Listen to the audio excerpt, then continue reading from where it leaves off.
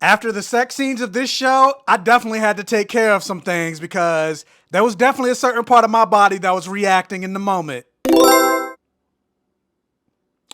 Yeah.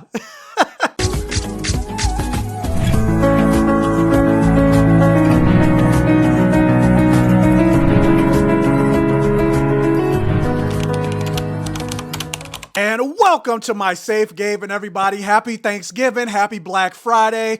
Thank you all for joining me here on another episode of the Black Gay Comic Geek channel. But if this is your first time checking out one of my videos and checking out the channel, let me introduce myself. My name is Michael. I call myself the Black Gay Comic Geek.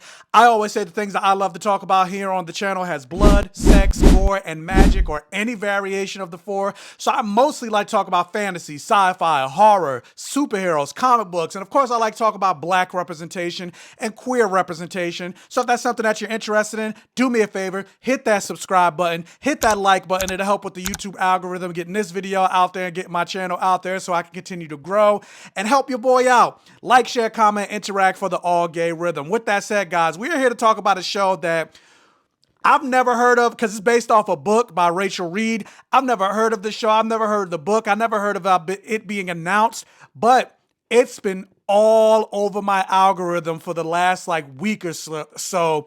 We're seeing interviews from the actors, the fact that it was picked up by HBO Max, and it's a queer show, and it got me curious to check it out. The show just came out today on HBO Max called Heated Rivalry, and I actually, because it's been flooding my algorithm so much and I was curious, I actually just started listening to the audiobook of the book that is based off. I'm on chapter 6, but the first 2 episodes did drop on HBO Max. Again, it is called Heated Rivalry, and the book is written by Rachel Reed, but the show is directed by Jacob Tierney. I think I'm saying that right. Forgive me if I'm not, but let's get into it. This is going to be a non-spoiler review. There's only 2 episodes. Like I said, they dropped today.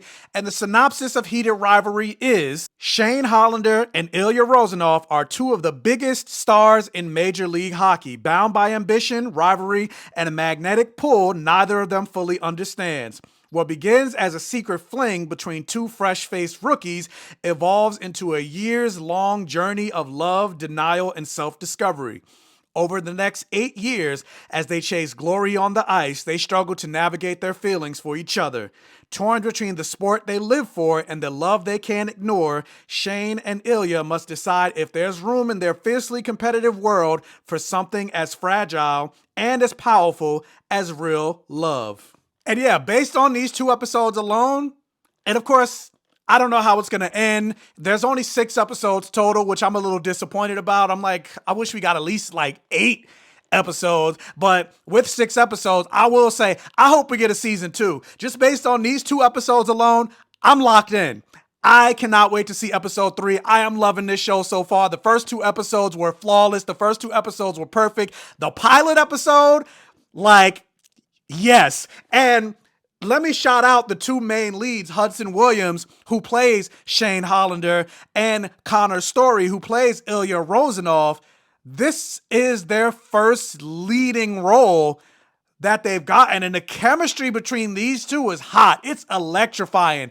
It's so intriguing, so intense. The chemistry between them leaps off the screen. Goddamn. And with that chemistry, there are so many sex scenes in just these first 2 episodes alone. I don't think even in True Blood I've seen as many times as the characters. They are just in these first 2 episodes, and I'm here for all of it. And honestly, I think these are some of the hottest and best sex scenes that I've probably seen ever in any television show. And that's not an exaggeration. Even going back to something like Queer as Folk, or even Interview with the Vampire, or True Blood, these sex scenes, especially between 2 queer men, 2 gay men, I thought the sex scenes in Fellow Travelers was hot. This is hot. If you told me that behind the scenes they were actually having sex on camera, I would believe you. Granted, I know they're not. It's still a television show. It's not porn, so it's not super graphic. But in terms of what they did, the boundaries that they did go with this show, I'm like, oh yes, sign me up. Again, the fact that it got a physical reaction out of me, tells me that they did their job. And honestly, this is actually something that I wanted from Red, White, and Royal Blue, because even though I loved the show, or the movie rather, the book was way more rated R than what we got in the movie. Like, the movie was rated R, but the content in and of itself wasn't really rated R. As in Red, White, and Royal Blue, Henry and Alex were fucking a lot too, but then when you got to the movie, wasn't really the case. They toned it down for the film adaptation. They didn't tone nothing down, because like I said, I'm on like chapter 7 of the book. They ain't really toned nothing down in this show. Like, it's very faithful, like, because they are f***ing. And I'm definitely here for it. Not even just because of the smut aspect of it, but it's like, how many heterosexual shows or movies, video games, comics, novels, etc. do we get where the main characters are constantly having sex? Like, there are whole genres of romance novels, but then when it comes to queer characters, you'll get like, maybe they'll kiss once or twice every single episode, or maybe you'll get one sex scene here and there, maybe, but then even then they'll like cut away and pan. But it's like, no, in this, there's no cutting, there's no panning. Obviously, again, it's not porn, so you don't see everything, but you see a lot.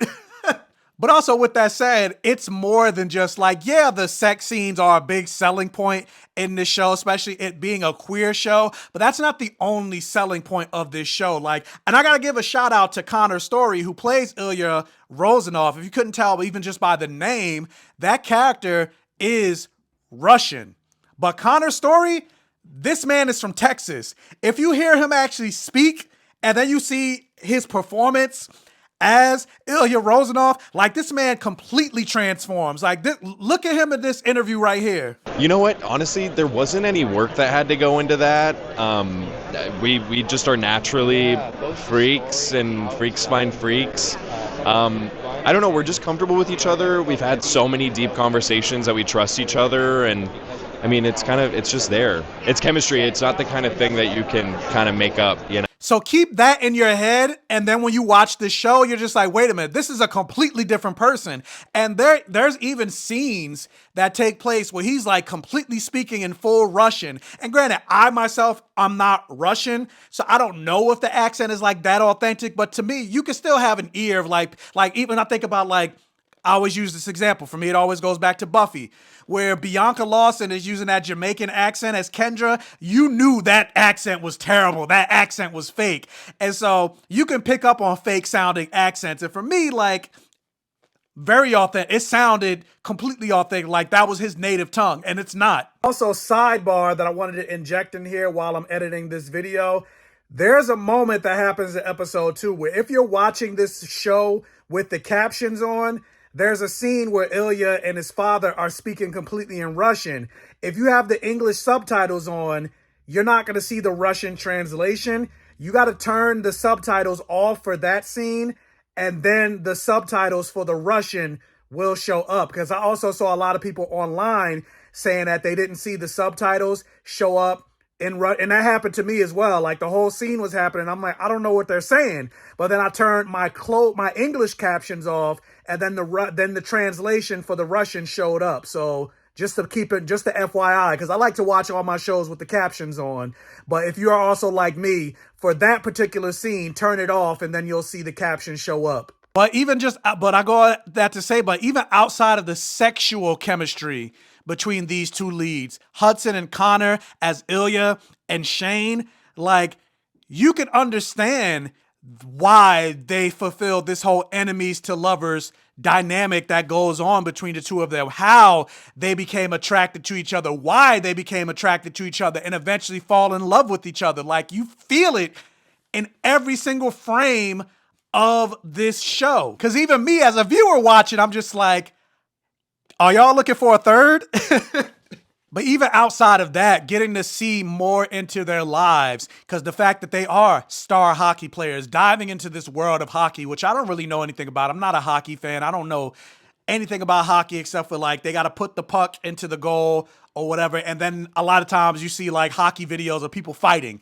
Outside of that, I know nothing about hockey, but, like, getting to see into the psyche of them being these rising stars. Like, they start off as rookies and now they're like star players. And being that it is sports, the fact that they do have to, like I mentioned in the synopsis, hide this budding romance between the two of them because they feel like that they can't come out of the closet because they'll end up losing everything that they work for. They do love the game of hockey. This is everything that they have aspired and dreamed of being, but they also love each other.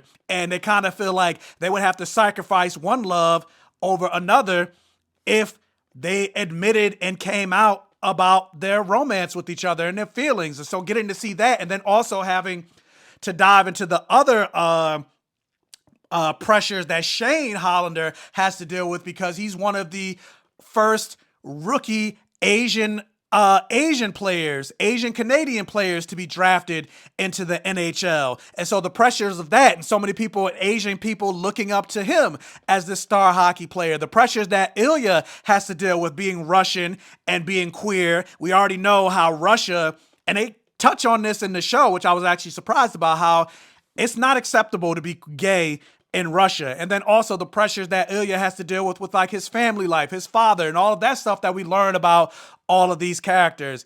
It's really interesting. And it actually makes you understand the character of Ilya Rozanov a little bit more, because when we first meet him, he comes across as like this cocky asshole, like prick, more or less. And once you learn more about his story, granted, that doesn't necessarily justify it, but you kind of understand why he's so guarded because of all of that backstory and then his family dynamic that he has to deal with. But you see that Shane is kind of opening him up and having him lower his guard down. And then you see Shane lowering his walls and opening up his guard and everything like that, because you realize and you find out that Ilya is the first man that he's ever been with. But yeah, without getting too much into spoilers, like these first two episodes were peak. I actually, when I'm done recording and editing this again, I'm going to go back and rewatch those first two episodes because, yeah, I'm enjoying it. And I do want to finish.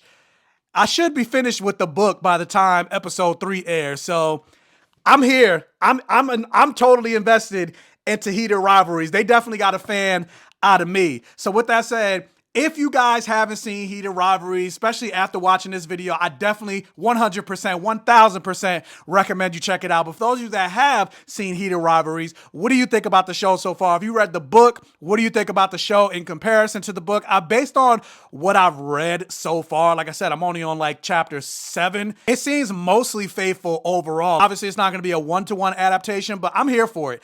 I'm excited.